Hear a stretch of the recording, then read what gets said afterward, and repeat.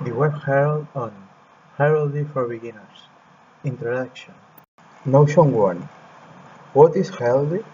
Heraldry is, in its core, a graphic language to identify people and institutions through the paintings on their shields. On a second level, there's the written and spoken slang known as the language of the blazon, and the basic rules that make up the guidelines to design new arms. Further up, there are the more complex rules that define who is entitled, legally able, to own arms, and the ways to pass them on to the next generation. On the topmost level, heraldry is the study of the blazons, new and ancient, to understand through them the history their bearers lived and more often than not marked.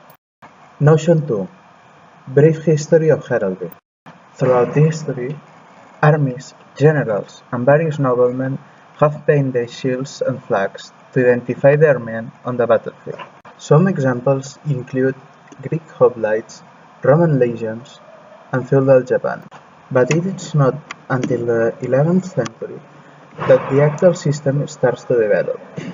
The Norman conquest of England, the Reconquista, and especially the Crusades, gathered a great number of knights in one place, who had to identify each other over the heavy armor of the time.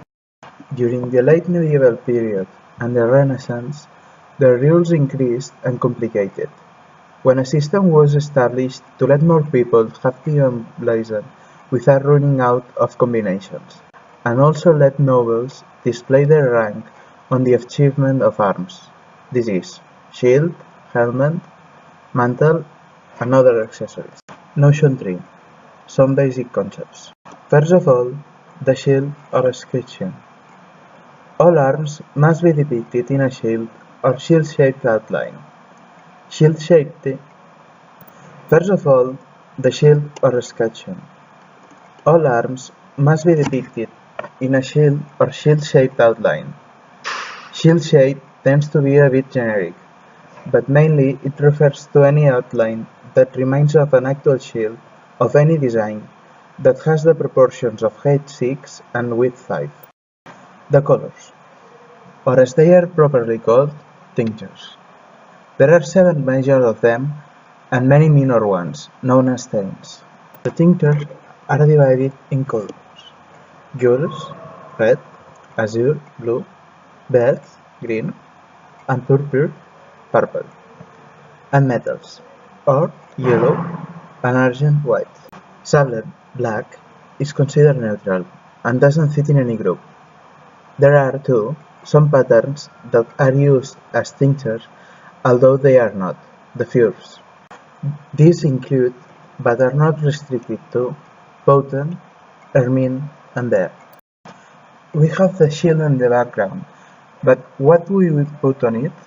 We have 2 options: ordinaries and charges. Ordinaries are simple geometrical figures, bound by straight lines and running from side to side or top to bottom of the shield, such as spires, fasces, chevrons, and borders. Charges are symbolic representations of objects of any kind, in a stylized way and without 3D effects. It is most usual to find animals and medieval objects, but everything is susceptible to be depicted.